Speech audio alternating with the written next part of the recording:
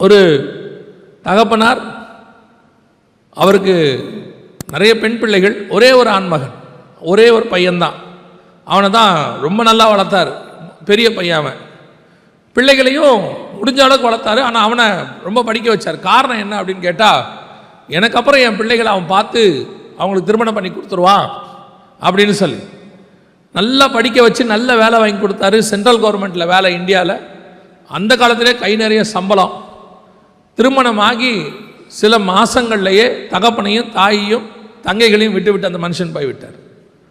போன பிறகு இந்த தகப்பனுடைய இருதயம் உடஞ்சி போச்சு.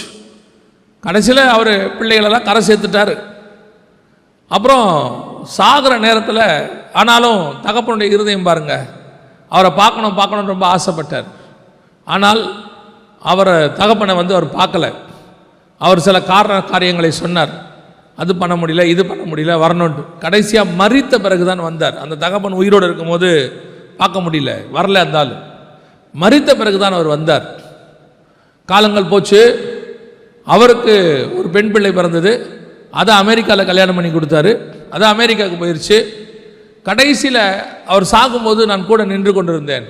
அப்போ அந்த மனுஷன் சொன்னார், ஒரே ஒரு தடவை என் மகளை நான் பார்க்கணும்னு சொன்னார். அந்த மகளுக்கு விசா கிடைக்கல. ஆனால் என்ன கொடுமைன்னா, அந்த மகளுக்கு கிடைக்கல, அவர்கள் குடும்பத்தார் அங்கே கூட இருந்தவங்களுக்கெல்லாம் கிடச்சிருச்சு. எல்லாரும் வந்துட்டாங்க. அத்தனை பேரும் அவர் பக்கத்தில் நிற்கிறாங்க. அந்த மனுஷன் கேட்டார், இவ்வளோ பேர் வந்துட்டாங்க, என் மகளை மட்டும் ஒரு தடவை பார்க்க முடியலன்னாரு. பார்க்காமையே கடைசியில் கண்ணு மூடிட்டார், மரித்து போனார். கர்த்தர் கணக்கு தீர்க்கிறவர். உன் தகப்பன் உன்னை பார்க்க ஆசைப்பட்ட போது நீ பக்கத்தில் போய் நிற்க முடியலல்ல, கையை பிடிச்சி பேச முடியலல்ல, உன் தகப்பனுக்கு ஆறுதலாக 4 வார்த்தை சொல்ல முடியலல்ல.